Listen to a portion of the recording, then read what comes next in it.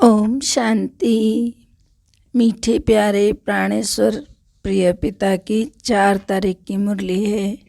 मीठे बाबा कहते हैं, मीठे बच्चे अपने दिल रूपी दर्पण में देखो कि अंदर में कोई भूत तो नहीं है। भूतों को निकालने का प्रयत्न करते रहो। अपने दिल रूपी दर्पण में देखो कि अंदर में कोई भूत तो नहीं है। भूतों को निकालने का प्रयत्न करते रहो। प्रश्न है, बाप और बच्चों के बीच में संगम पर दुनिया से बिल्कुल न्यारी रस्म चलती है, वह कौन सी है? उत्तर है, दुनिया में बच्चे बाप को नमस्ते करते, लेकिन यहाँ बाप बच्चों को नमस्ते करते हैं। मीठे बाबा बता रहे हैं कि दुनिया में बच्चे बाप को नमस्ते करते हैं, लेकिन यहाँ पर देखो बाप बच्चों को नमस्ते करते हैं। बाप खुद कहते हैं, मीठे बच्चे मैं तुम्हारी सेवा में आकर उपस्थित हुआ हूँ, तो तुम बच्चे मेरे से भी बड़े ठहरे ना। दूसरा मैं निरहंकारी हूँ, निराकारी बाप हूँ, तो जरूर फिर मैं पहले नमस्ते करूँगा। यह भी तो संगम की न्यारी रस्म है ना। ओम शांति, ओम शांति। आने से पहले पहले बाप बच्चों से नमस्ते करें या बच्चे बाप को नमस्ते करें? बच्चे बाप को करें? नहीं, पहले बाप को नमस्ते करना पड़े। संगम युग की रस्म रिवाज ही सबसे न्यारी है। बाप खुद कहते हैं, मैं सभी का बाप हूँ, तुम्हारी सेवा में आकर उपस्थित हुआ हूँ, तो जरूर बच्चे बड़े ठहरे ना। दुनिया में तो बच्चे बाप को नमस्ते करते हैं, यहाँ बाप बच्चों को नमस्ते करते हैं। गाया भी हुआ है ना, निराकारी निरंकारी, तो वह फिर कौन है? वह भी दिखलाना पड़े ना। तो वो तो सन्यासियों के चरणों में झुकते रहते हैं, चरणों को चूमते भी है, झुकते ही नहीं बल्कि चूमते भी है। समझते तो कुछ भी नहीं है। बाप तो आते ही हैं कल्प के बाद बच्चों से मिलने। तो तुम बहुत सिकिलदे बच्चे हो, इसलिए कहते हैं, मीठे बच्चे तुम थक गए हो। द्रौपदी के पांव दबाए तो सर्वेंट हुआ ना। वंदे मातरम किसने उच्चारा है? बाप ने उच्चारा। माताओं की वंदना करी बाबा ने कहा वंदे मातरम। बच्चे समझते हैं बाप आया हुआ है सारी सृष्टि की बेहद सेवा पर। सृष्टि पर कितना किचड़ा है, यह है नर्क। बाप को आना पड़ता है कहाँ? नर्क को स्वर्ग बनाने के लिए। देखो बहुत दिल से आते हैं बाबा, जानते हैं मुझे बच्चों की सेवा में आना है। कल्प कल्प सेवा पर उपस्थित हुए हैं, यहाँ बैठे सभी की सेवा हो जाती है। ऐसे नहीं कि सभी के पास जाना होगा। सारी सृष्टि का कल्याणकारी दाता तो एक है ना। उनकी भेंट में मनुष्य कोई सेवा कर ना सके, उनकी है बेहद की सेवा। गीत है जाग सजनिया जाग, अब नवयुग आया कि आया। कितना अच्छा गीत है। नवयुग पर भी समझाना चाहिए। युग भी भारतवासियों के लिए ही है। भारतवासियों से फिर वह सुनते हैं कि सतयुग त्रेता होकर गए, क्योंकि वह आते ही द्वापर में। तो औरों से सुनते हैं कि भारत प्राचीन खंड था, तो उसमें देवताएं राज्य करते थे। अन्य धर्म वाले कब आते हैं? द्वापर में आते हैं। तो वो सुनते हैं औरों से कि हाँ यहाँ पर कभी देवताओं का राज्य था, वो होकर गए हैं। तो फिर कहते हैं कि जो राज्य करते थे देवी देवताएं, वह आदि सनातन देवी देवता धर्म था, जो कि अभी नहीं है। गीता है देवी देवता धर्म का माई बाप, तो बाकी सब बाद में आते हैं। सबसे ऊंचे ते ऊंचा गीता है। वो गीता कौन सी? जो शिव बाबा ने इस मुरली रूप में सुनाई। यह हुआ प्राचीन सब धर्मों के लिए। वास्तव में तो एक गीता ही मुख्य है, जो कि सबको माननी चाहिए, परंतु मानते कहाँ? वे अपने अपने धर्म शास्त्र को ही मानते। यह तो जानते ही नहीं कि भगवान ने गीता कब उच्चारी है। गीता है बाप की उच्चारी हुई, उसमें बाप के बदले बच्चे का नाम डाल दिया, मुश्किलात कर दी है। इसीलिए सिद्ध नहीं होता है कि शिवरात्रि कब मनावे। शिव जयंती के बाद होती है। कृष्ण जयंती कभी भी कृष्ण यज्ञ श्री कृष्ण यज्ञ नहीं कहा जाता है। रुद्र ज्ञान यज्ञ ही गाया जाता है, उनसे ही विनाश ज्वाला प्रज्वलित होती है। सो तो बरोबर देख रहे हो, आदि सनातन देवी देवता धर्म की फिर से स्थापना हो रही है। फिर यह और अनेक धर्म रहेंगे नहीं। कृष्ण भी तब आए जब और सब धर्म न हो। बाकी सब धर्मात्माएं मुक्ति धाम में रहती हैं। भगवान से तो सबको मिलना होता है ना। सब भी बाप को सलाम करेंगे, बाप फिर भी आकर के बच्चे को सलाम करेंगे। तो बाबा कहते हैं फिर बच्चे बाप को करते हैं। तो इस समय बाप साकार में आया हुआ है। यहाँ तो सभी आत्माएं बाप से मिल ना सके, क्योंकि कोटों में कोई ही आएंगे। तो सभी भक्त कब और कहाँ मिलेंगे? जहाँ से भगवान से बिछुड़े वहाँ ही जाकर मिलेंगे। भगवान का निवास स्थान है ही परम धाम। बाप कहते हैं सब बच्चों को दुख से लिबरेट कर परम धाम में ले जाता हूँ। यह काम उनका ही है। बाप को आना ही है पतित सृष्टि को पावन बनाने। हेवनली गॉड फादर है तो जरूर स्वर्ग क्रिएट करेंगे ना। तो नरक की स्थापना रावण, स्वर्ग की स्थापना बाप करते हैं। इनका राइट नाम है शिव बिंदु। आत्मा भी बिंदु है, भ्रिकुटी के बीच में इतनी ही रह सकेगी।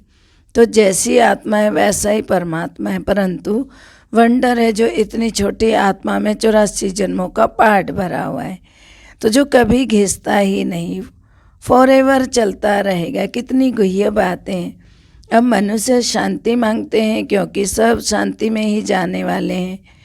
कहते हैं ना सुख काग विष्टा के समान है। अब गीता में तो है राजयोग से राजाओं का राजा बनना। तो जो सुख को काग विष्टा समान समझते हैं उन्हों को राजाई कैसे मिले? यह तो प्रवृत्ति मार्ग की बात है। गृहस्थ व्यवहार में रहते तुमको कमल फूल समान पवित्र रहना है। Charity begins at home. पहले खुद को सुधारना है। शिव बाबा भी कहते हैं मैं पहले इस साकार ब्रह्मा को समझाता हूँ। पहले खुद इनको समझाते फिर ये औरों को समझाते हैं। तो हम सबको अपने आप को सुधारना है। तो बाकी सुधार कैसे होगा? हमें देखकर सब सुधरेंगे। शिव बाबा का यह चैतन्य होम है ब्रह्मा, जिनको कि शिव बाबा कहते हैं मैं पहले पहले इनको समझाता हूँ। पहले यह ब्रह्मा सीखते हैं, फिर उनसे एडॉप्टेड चिल्ड्रन नंबरवार सीख रहे हैं। ये बड़ी गुह्य बातें हैं। सदगति दाता पतित पावन खुद आकर यह सब राज समझाते हैं। ऐसे नहीं कि वहाँ से प्रेरणा करते हैं, वह तो यहाँ आते हैं। यादगार भी है, शिव के अनेक मंदिर हैं। खुद कहते हैं मैं साधारण ब्रह्मा तन में आता हूँ। ये खुद अपने जन्मों को नहीं जानते। इसमें एक की बात ही नहीं है। सभी ब्रह्मा मुख वंशावली बैठे हो। ब्रह्मा मुख के द्वारा तुम ब्राह्मण रचे गए हो, तो तुम ब्राह्मणों को ही समझाते हैं। यज्ञ हमेशा ब्राह्मणों द्वारा ही चलता है। उन गीता सुनाने वालों के पास ब्राह्मण तो है नहीं, इसलिए वह यज्ञ भी नहीं ठहरा। यह तो बेहद के बाप का रचा हुआ बहुत बड़ा भारी यज्ञ है। कब से बड़े बड़े डेगियाँ माना बड़े बड़े पतीले चढ़ते आए, भंडारा अब तक चलता ही रहता। समाप्त कब होगा? जब सारी राजधानी स्थापन हो जाएगी। बाबा कहते हैं तुमको वापस घर ले जाएंगे, फिर नंबरवार पाठ बजाने भेज देंगे। ऐसे और कोई कह ना सके कि मैं तुम्हारा पंडा हूँ, तुमको साथ ले जाऊँगा। पतित मनुष्य को पावन बना कर ले जाते, फिर अपने अपने धर्म स्थापन करने समय पाठ बजाने आत्माएं आना शुरू करती हैं। अनेक धर्म अभी हैं, बाकी एक धर्म नहीं है। तो वह धर्म है गीता। तो गीता सभी धर्मशास्त्रों का शिरोमणि है, क्योंकि उनसे सबकी गति सदगति हो जाती है। भारतवासियों में भी पहले पहले ज्ञान वह लेते हैं जो आत्माएं पहले पहले परमात्मा से अलग हुई हैं, पहले पहले वह आना शुरू करेंगी नंबरवार, फिर सबको आना है सतो रजो तमो में, तो सबको पास करना है। अब कल्प की आयु पूरी हुई है, अब आत्माएं हाजिर हैं, बाप भी आ गए हैं, तो हर एक को अपना पार्ट बजाना है। नाटक में सब एक्टर्स स्टेज पर इकट्ठे तो नहीं आते ना, अपने टाइम पर आते हैं। बाप ने समझाया नंबरवार कैसे आते हैं, वर्णों का भी तो राज समझाया है ना। चोटी तो ब्राह्मणों की ही है, परंतु ब्राह्मणों को भी तो रचने वाला कौन है? शूद्र तो नहीं रचेंगे ना बाबा। फिर चोटी के ऊपर फिर है ब्राह्मणों का बाप ब्रह्मा, तो ब्रह्मा का बाप फिर है शिव बाबा, तो तुम तो हो शिववंशी ब्रह्मा मुखवंशावली, तुम ब्राह्मण से फिर देवता बनेंगे। वर्णों का हिसाब समझाना है। बच्चों को राय भी दी जाती है, सभी एक जैसे होशियार तो नहीं है।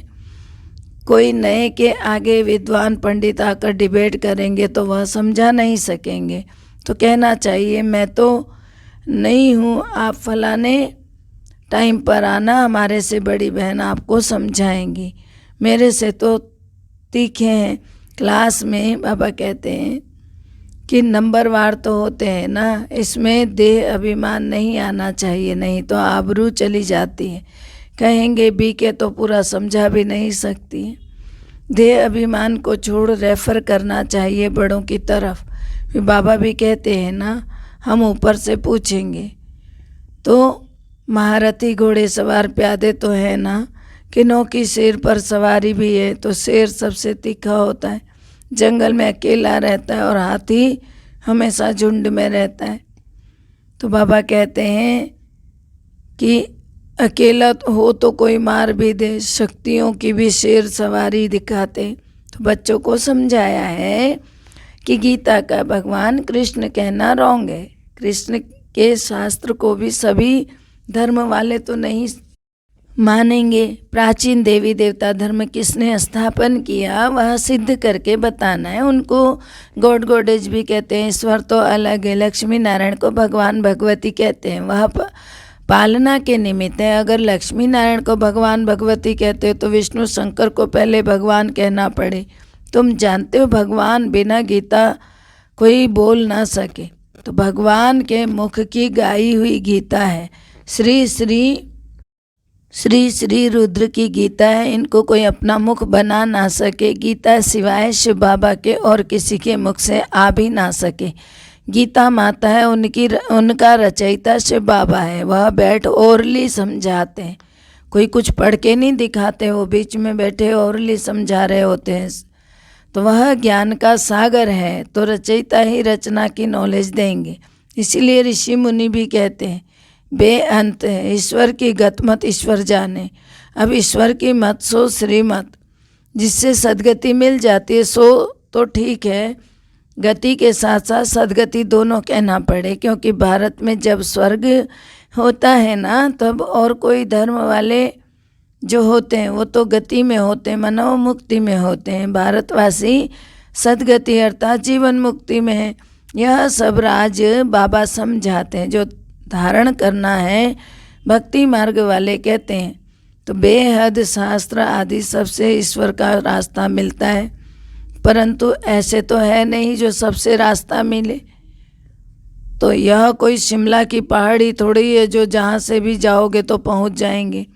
यहाँ तो साजन को सजनियों के पास आना पड़े, सजनियों का श्रृंगार कराना पड़े। स्वर्ग का मालिक बनाने के लिए सब महाराजा महारानी बनने चाहते हैं, परंतु बाबा कहते हैं अपना मुँह तो पहले देख लो। नारद की बात भी अभी किए, तो उनको लक्ष्मी को वरने की दिल हुई तो उनको कहा पहले अपनी शक्ल तो देखो। तो बाबा भी कहते हैं अपना दिल रूपी दर्पण देखो, काम का भूत तो नहीं आता है, जांच करते रहो, भूतों को निकालने का प्रयत्न करते रहो। अगर 5 भूत है तो कैसे लक्ष्मी नारायण बनेंगे? तो युक्तियाँ तो बाबा सब बतलाते हैं। मन में संकल्प तो बहुत आएंगे, कर्म में नहीं आना चाहिए। भाई मन में भले आ भी गया तो कर्म में मत लाओ, उसको वहीं समाप्त करो। बाबा अच्छे अच्छे कर्म सिखाते हैं ना। कर्म अकर्म विकर्म की गति का ज्ञान भी तो गीता में है ना, तो कोई जानते तो नहीं है। विकर्म कराने वाली है माया, वह फिर सतयुग में होती ही नहीं है। अब श्रीमत पर चलने से ही तुम स्वर्ग में चल सकते हो। यह किसी मनुष्य मत नहीं है, कोई मनुष्य की मत नहीं है। यह बाप की श्रीमत से स्वर्ग बन रहा है, औरों की मत से तो स्वर्गवासी बन ही ना सके, और भी भ्रष्ट बनते जाएंगे। तुम बच्चे जानते हो अब एक धर्म की स्थापना हो रही है। तुम योग बल से गुप्त वेश में अपनी किंगडम स्थापन कर रहे हो। हाथ में हथियार आदि तो कुछ है नहीं, ज्ञान के वाण का तीर आदि है, उन्होंने फिर स्थूल में दिखा दिया है। यह सब गुप्त शक्तियाँ हैं। शक्तियों की देखो कितनी पूजा होती है, 10-20 भुजाओं वाली तो कोई है नहीं, सबकी 2 भुजाएं होती हैं। मनुष्य सृष्टि में 8-10 भुजा वाले कोई होते ही नहीं है। सूक्ष्म वतन में विष्णु को 4 भुजा दिखाते हैं, वह भी अर्थ सहित है कि बीज को जानने से सारा झाड़ आ जाता है ज्ञान में। तो अच्छा, ज्ञान का खजाना तो बच्चों को मिलता रहता है, फिर मुख मीठा कराने के लिए बच्चों को टोली भी खिलाते हैं। शिव बाबा तो खुद खाते नहीं हैं। सब बच्चों के लिए ही तो है ना, राज्य भी बच्चों के ही लिए है। लक्ष्मी नारायण भी जरूर अपने बच्चों को ही देंगे, सबको तो बांट नहीं देंगे। यह बाप सभी बच्चों को देते हैं। वहाँ प्रजा भी कहेगी हम स्वर्ग के मालिक हैं, सुख तो प्रजा को भी है, दुख का तो नाम निशान भी नहीं है। बाकी नंबरवार तो होते ही हैं। वहाँ तो देखो सोना भी अथाह होता है, यहाँ तो सब खानियाँ खाली हो गई हैं। गायन भी तो है ना, किसकी दबी रही धूल में किनकी राजा खाए। अच्छा, मीठे मीठे सिकिलदे बच्चों प्रति माता पिता बाप दादा का याद प्यार और नमस्ते। माताओं को वंदे मातरम, बच्चों को याद प्यार और सबको गुड मॉर्निंग। अब रात पूरी हो रही है, बाबा कहते हैं रात पूरी होती है, गुड मॉर्निंग आ रही है। तो नया युग आ रहा है ब्रह्मा कुमार कुमारियों के लिए। अच्छा, ओम शांति। आज मीठे बाबा ने माताओं को अलग से वंदे मातरम कहा है, बहुत प्यार से। धारणा है, पहला है देह अभिमान को छोड़ अपने से बड़ों को आगे रखना है। कोई डिबेट करता है तो बड़ों की तरफ रेफर करना है, आबरू नहीं गंवानी है। दूसरा, चैरिटी बिगेन्स एट होम, पहले परिवार का कल्याण करना है। गृहस्थ व्यवहार में रहते कमल फूल समान पवित्र बनना है। मीठे प्यारे बाबा का वरदान है, देह अहंकार व अभिमान के सूक्ष्म अंश का भी त्याग करने वाले आकारी सो निराकारी भव। देह अहंकार व अभिमान के सूक्ष्म अंश का भी त्याग करने वाले आकारी सो निराकारी भव। कईयों का मोटे रूप में देह के आकार में लगाव व अभिमान नहीं है, लेकिन देह के संबंध से अपने संस्कार विशेष हैं, बुद्धि विशेष है, कुछ विशेष गुण है, कलाएं विशेष है, कोई शक्ति विशेष है। उसका अभिमान अर्थात अहंकार नशा रोब ये सूक्ष्म देह अभिमान है। तो यह अभिमान कभी भी आकारी फरिश्ता व निराकारी बनने नहीं देगा। इसीलिए इसके अंश मात्र का भी त्याग करो, सहज ही आकारी सो निराकारी बन सकेंगे। स्लोगन है, समय पर सहयोगी बनो तो पदम गुना रिटर्न मिल जाएगा। समय पर सहयोगी बनो तो पदम गुना रिटर्न मिल जाएगा। ओम शांति। सबका भला हो, सब सुख पाएं, सब परमात्मा से जुड़ जाएं। सबका भला हो, सब सुख पाएं, सब परमात्मा से जुड़ जाएं। सबका भला हो, सब सुख पाएं, सब परमात्मा से जुड़ जाएं। अंत समय में अपना जीवन सफल बनाएं, मुक्ति जीवन मुक्ति को पाएं, सबकी मनोकामना पूर्ण हो जाए। ओम शांति।